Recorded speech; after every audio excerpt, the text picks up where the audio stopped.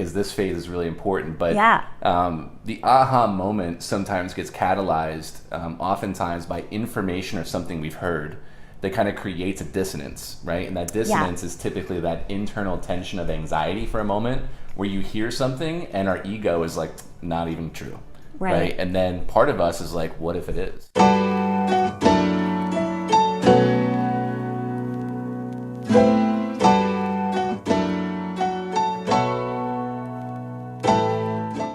Welcome, Life Unchained family. Welcome back to the channel. Hopefully you've had an incredible week.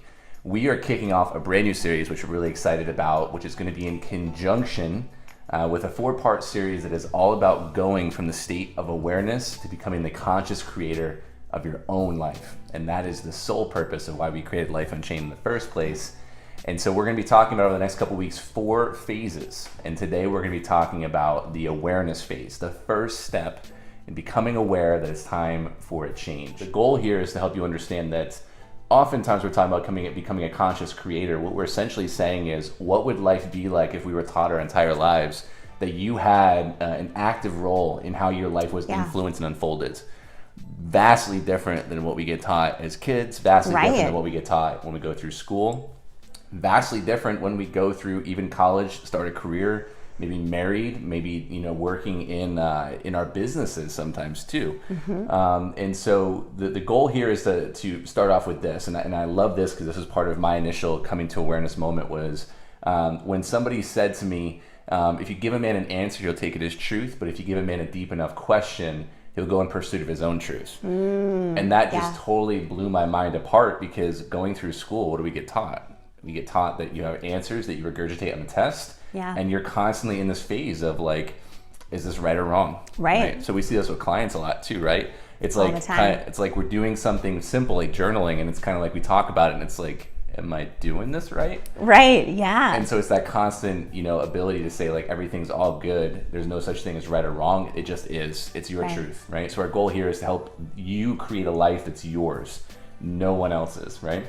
So when it comes to an awareness, the aha, the gentle nudge that kind of kicks off, it doesn't quite come at a convenient time, right? Exactly. It's almost like when people talk about having a child sometimes, like there'll never be a right time. It just happens. Yeah. So can you talk a little bit about maybe, your background, your story, and kind of how you came to that gentle nudge, or maybe it was like a kick down the door moment kind of thing? Yeah, so for me, I had thought, from a child that I was going to be a doctor, a pediatric oncologist to be exact, right? So I lived my life in this overachiever mode, doing everything that I thought was going to get me to medical school. Ended up, fast forwarding, we're going to do the abridged version here for the sake of the video, but basically fast forward all the way to the point where I was applying to medical schools, taking the MCATs, all of that. And as I was working with these physicians and stuff, I really realized, that's not exactly the realm I want to go in.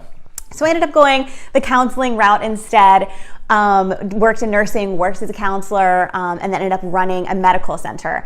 And so I got to this point where I had really escalated quickly in my career, and at a young age had, what most people work their whole lives for. And yet, even though I had this amazing job, great benefits, I was set for life, so to speak, I was like, oh, this is it? This isn't what I thought it was gonna be, right? And I thought this career that was gonna light me up and I was just gonna change the world and I was gonna change the medical field, right? And all of these things, while I was able to make a great difference, there's still so many, lines and governmental things that you can't cross and you're really confounded by. So for me, I got to that point where I remember sitting at my desk, like looking out of the window, overlooking the city and being like, there's got to be more. Like, I want to make more of a tangible impact beyond, corporate protocol and things like that, right? And so that was kind of like the moment for me that then got stronger and stronger and stronger, and those nudges got more and more every day over the next several months to where I couldn't ignore it anymore. And I had to face myself and do what I say, getting hot with myself, which stands for honest, open, and transparent, and ask myself, why was I feeling like this wasn't it? Where is the lack there? What is it that didn't add up? And then what did I really want to do? What am I really passionate about? What would make me so freaking excited to jump out of bed every single morning and get to do with my life? right? And so that opened up the full discovery for me, the awakening process then of really diving deep into what that was going to be for me. Yeah. So that was the very initial, beginning phase. Yeah. How about for you, Chris? I know like the very beginning when you knew there was a moment where there's got to be more than this. Yeah, it was, yeah, I mean, I grew up, dealing with my mom having breast cancer my whole life. And when I was like 3 or 4 years old, I remember actually my family would tell me I declared I wanted to be an attorney because I wanted to get my brother out of jail and I wanted to buy my mom a house. So I'm talking about like Harvard, all these schools. Who even knows what that is at that age? Right. So I felt like there were some massive expectations. I was also going to be one of the only people in my family who went to college for the first time. And, I worked my butt off and I worked my way through high school, like really forcing myself to go after these goals. And it was really interesting because when I was 18 graduating high school, I went to a military school and we were on food stamps, by the way, in a college prep school. So oftentimes, and I love this quote that Tony Robbins says, he says, when you see people being successful in the limelight, you don't see all the work behind the scenes that goes into it. And so contextually, we just see it and we're like, they're going to be okay, right? So behind the scenes, though, a lot of chaos, a lot of confusion, so I ended up dropping out of college, and that was a huge disappointment. And I felt like I was constantly behind, as many people do, especially when you're in your 30s and you realize, I feel like I'm constantly behind. That's how anxiety works, right? So my mom passed when I was 21 and I was just kind of open to the world. I had no idea what was going to happen, and I'm very thankful for the experience because I just kind of failed my way forward and just opened my arms up to uncertainty very quickly. For me, it was 10 years into my journey, and I was 31 years old, and I was working with a Fortune 500 company. I had worked my butt off because my story was I had to work twice as hard as somebody who has a college degree because I dropped out 4 times at that point in time. And I was using college student loan money to survive, essentially. I was married at the time, and I'd moved from New York to Georgia, and I took on this really big role, and my life was miserable. I mean, I would wake up at 3 o'clock in the morning for work, and I would have an iPhone that was for work, an iPhone for me, and an iPad. If one rang, all 3 rang, so it was like stereo of chaos. Yeah. And I just remember going to work every single day, and I just had this story of, I'm gonna do whatever it takes. But I constantly felt tension because I was like, I don't have time to go to school, but I can't not get promoted if I don't go to school. So I was in this constant cycle of being in the quicksand. And there was a time in my life where I just wanted to come home and hop on PlayStation, and that was it. And ultimately what happened was I got asked to let an employee go with my company, and it was circumstances that were kind of out of integrity. And it was said to me that it was a question of my leadership, and I was going through my divorce at the time as well. And I remember it happened. I did it very matter-of-factly, and about a week later, I'm sitting in a meeting and I just lost it. And I was like, I can't do this anymore. I didn't know what was gonna happen. I had no savings. I was going through a lot of financial difficulty, but I was like, something has to change. And I penned my resignation, and I said, anything is better than this. Yeah. And I gave them a 30 days notice. They let me go in 3 days. And I came home to my empty apartment, and I remember I had a massive panic attack. And after that panic attack was done, I sat there and looked myself in the mirror and said, what the hell do you want? Like, what is there? What is out there? If you're working this hard for other people, what can you do? And I didn't know what to do, didn't know the how at all. I just knew something had to change. Yeah. And I'm thankful that catalyst led to this. And as much as we're smiling and happy, trust us, we're going to talk about the nitty gritty in future episodes about it's not pleasant. Yeah. Right? So a lot of stuff. So when you get to that point, I think my biggest question was, after I had this awakening of this isn't what I want, what do I want, is all of these beliefs that come up that tell you that you can't have that, or you're not prepared to do that, or who are you to do that? You're not worthy enough yet at this point in your life to have that, right? And all of these conditioned beliefs come up that we've either been taught from childhood, that we've simply seen emulated in the world, that we've just taken on as our own beliefs. So I think the next step into the whole phase of these things is the unlearning process, right? And it's being able to consciously unlearn everything we've been taught up until this point that we've taken on as our beliefs, and really dissect those and get real about, is this actually true? Is it really true that I can't start a business right now? Right? Is it really true that I can't have the relationship of my dreams? Is it really true that I can't be at optimal health? Well, let's kind of talk about that for a second too, because I don't want to go too far into that. That's the next episode. Oh, all right. We'll do that next episode. We're going to break this down a little bit because this phase is really important. But the aha moment sometimes gets catalyzed, oftentimes by information or something we've heard that kind of creates a dissonance, right? And that dissonance is typically that internal tension of anxiety for a moment where you hear something and our ego is like, not even true, right? And then part of us is like, what if it is? And so that little tiny voice inside is like, whoa, I'm really interested in this. But your ego is like, that's not true, right? It's something to the effect of, and I would love to hear the moment for you, but for me it was when, stuff had kind of gone down for a few months after that moment I just shared with you. I was in West Texas in the middle of nowhere, and I'd gone to an event with a friend of mine, and I saw John C. Maxwell for the first time. And if you don't know who John C. Maxwell is, he's like the leadership guy. He's been around for, 50, 60 years. And I had heard something like he was making $100,000 an hour to speak, and I was like, how is that even possible? How does one man make that kind of money? But he had said something, and he said a bunch of things that resonated with me, but he said one thing, and it was something that to this day I just remember in my brain, which is, we have a choice between scarcity and abundance all the time. And I was like, what does this even mean? He said, abundance is playing all out to win, scarcity is playing not to lose. Right. And that blew my mind apart, because I started thinking in myself, and he started explaining more about it, how we tend to protect that which we feel like we've done instead of truly allowing ourselves to expand and play all out in different areas of our life. That was a big sticking point for me, because I started thinking about, like, how many times do we think about risk? How many times do we think about, I gotta take the safe route? Where I came from in upstate New York, most people were talking about, how can I get a state job and be safe and then get a great retirement? It's like this 40, 50 years of retirement now. And then, our generation, the millennial generation, was one of the first generations that when I was graduating high school, we could never be guaranteed that we would have a great job after college based on our degree. And salaries started getting cut.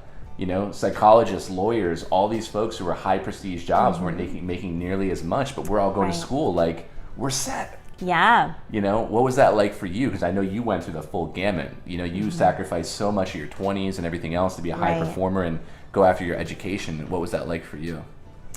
It was this constant achieving. It was like, okay, once I get to this milestone, then I'll be good. Then I'll be happy. I'll be fulfilled. I'll have the paycheck I know I'm deserving of, right? And it was that mentality of, okay, once I get to that next step, I'll be good. But then once I got to that next step, I wanted something else. And I wanted to go even further. And so if you're anything like me, the really like high achiever, type of person, high performer, it's like you think that you're going to be happy once you get to a certain level. And then you get there and then you're like, okay, I can do even better. And so you raise the bar again. And so it's this constant cycle of meeting the goal, achieve the goal, on to the next. And while you're doing that, you really don't enjoy the journey. Right? You don't enjoy the journey along the way at all. I can tell you my 20s, most people are, having fun in their 20s and partying and exploring life and traveling and all of these things. For me, it was literally studying all the time and working. There were periods of time where I worked anywhere from 70 to 100 hours a week. I had 3 to 4 jobs, really, really trying to feel like, okay, if I volunteer extra time doing this, then I'm going to be shown as the leader that I am. I'm going to be shown as dedicated, which means I'm going to have a better position here, right? And it's like all of these crazy things that we tell ourselves all the time, and we just feed ourselves these mirage of lies that make us keep doing the things that we think are going to make us happy, but it really never does, because we're not being honest. We're not being honest with what we really actually want and what we actually believe. And once we get honest about who we are and what we want and where we truly see ourselves going, then we're able to just drop all of the hustle around the things that don't actually matter, and we're able to get really raw and like fiercely honest with ourselves and go on that path of what is really meant for us. And then when you are on that path that is truly meant for you, it feels easy. Not that it is easy, but it can be done with ease and with joy, because you're in your zone of genius, you're in your purpose. And that is a really powerful place to live. And I love the fact that you said from that high performance, high achieving standpoint. So I want to speak to this person who's probably watching this, and maybe you're like, well, it might be easy for you guys. You are, good looking or articulate or any of these other things. I was that person because I was the one who was the chip on my shoulder. Like, I didn't go to college. I got to work my ass off. And I would look at people and I would say, oh, it's because your dad had this job, or you got this advantage or that advantage. That's our ego literally coming up and saying, we're going to keep you safe, right? But we have to realize something, and I'm thankful because I learned in the process of being put in a position where I literally began to learn that there was no risk, there was literally no loss in me dreaming. And it was all about this idea of it takes just as much energy for me to sit here and complain about my circumstances as it does for me to dream about possibility. And it's interesting because we have like this almost internal clock about us that we almost get conditioned into. Right. And it's almost like, hey, if you're 30-something years old and you're not married or have kids, you're obviously not doing it right. If you're 20-something years old, don't have your degree, you're obviously not doing it right. And I went back to school in my 20s. And I remember like meeting 18, 20-year-olds, and I'm 27 years old. I've worked in the workforce and everything. And, you know, students are saying, I want to be a psychologist instead of a social worker because psychologists make more money. And I'm like, man, you know, the student loan debt is still the same. Right. So it's just really interesting. Think about for yourself, right? What are the stories that you're telling yourself of why you can't have what you want? Now, the one thing I do want to share with you all too that's very important is, listen, we don't get taught this stuff. And it's not for us to get upset about it. We will get frustrated. But the school system was not designed to create folks who sit there and ponder what they really want. The school system was designed with a purpose. Any system is designed with a purpose. And the intent is to get you informed enough to go out there and be a great employee.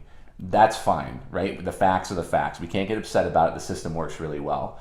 College used to be the place where we could go become free thinkers and we could begin to start working on ideas. It's really become about the money nowadays too. So now more than ever, more people are out seeking information because we have so much access. And if you're watching this from a phone right now, you are in the top 0.25% of humanity in the world today.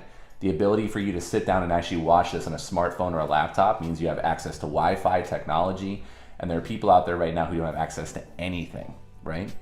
So what I would like to do is maybe wrap up and maybe talk a little bit about this awareness phase and what somebody can do to maybe say, I'm ready to take that next step, which is to the unlearning process. We already talked about that a little bit. But maybe this idea of becoming a conscious creator to this person who's saying, nah, I can't have that. Well, what's a great way to nudge that person a little bit forward? I would say step one, honestly, is getting hot with yourself, getting honest, open, and transparent, and asking yourself why you don't love what you're doing right now. Whatever aspect that is for you, whether it's your career, your relationships, your health, your spirituality, whatever. Where is the gap, right? What are you not feeling or experiencing that you want to? Okay, so let's just get that on paper, write it down, see it black and white in front of you for it to make it real. Okay, because when things are just in our head, we tend to either overplay them or diminish them, right? When you see them on paper, you can't argue with it. It's right there in front of you, okay? So that's what I would say would be step number one. What would you say is the next step, Chris? Yeah, I think the next step is beginning to ask yourself why or what comes up for you as you start looking at these things that you desire. You know, I'm a huge fan, like you said, about writing things down. A friend of mine told me once, you can't fight what you don't see. And so we're constantly rushing. Your ability to slow down actually in itself is a victory because you are actually taking control. So as you look at these things, begin to record and think about what are you thinking, what are you feeling, begin to become consciously, right? Consciously is taking a step out of the body and allowing yourself not to judge, but becoming curious. And curiosity is amazing because there's zero judgment. It is not about us judging this because we've been acculturated for a long time not to feel certain things and to focus on others. And then finally, I think that the last step is download our 4-step roadmap to clarity. Yes. We spent a lot of time putting together what we feel are the 4 most important steps that you can take right now. And we're going to be talking about this over the next 30 days, right? This is part of the Life Unchained experience where we're focusing in on helping people like yourself seeking their own truth, really equip and empower you with tools that you need to understand so that you can start making this your own journey. And in there we go through 4 exercises that you can use now to really step into clarity. Yeah. For me, clarity is defined as when my intention meets my execution. My intention is my vision, my will for the future. My execution is how I'm bringing that to fruition. So that would be the next step, right? Awesome. Yeah, we will link that in the episode notes below. So go ahead and just download it. You can download it straight to your computer and you'll have the full access to full-blown e-guide. It's really extensive that is going to give you really everything you need to know to begin to gain clarity in your life and know how to take those next steps for you. And the community as well. Community is huge. Being around people who are actually facilitating the journey with you, people who are actually going to go along with you and encourage you and help you begin to unlearn, because your environment's a big part of our belief system. Our 3 E's, our education, experience, and environment shape who we are. And so it's time for us to circumvent the patterns and begin to start creating new patterns. And we can't wait to show you ways in which you can do that rapidly. Yeah. Right? So I think we've done a really good job of kind of covering the awareness process. What do you think? Yeah, I'm excited to go into next week of the whole unlearning process and uncovering that even more. It'll be great. Fantastic. Well, listen, we appreciate you tuning in. Like, comment, share the video. We would love to hear your thoughts. And if you have any questions, let us know. Our email's down below as well. Find us on Facebook, find us on Instagram, and just let us know anything that you need. We're here to serve. So with that being said, we can't wait to see you all very soon and to see you living your life unchanged. See you later.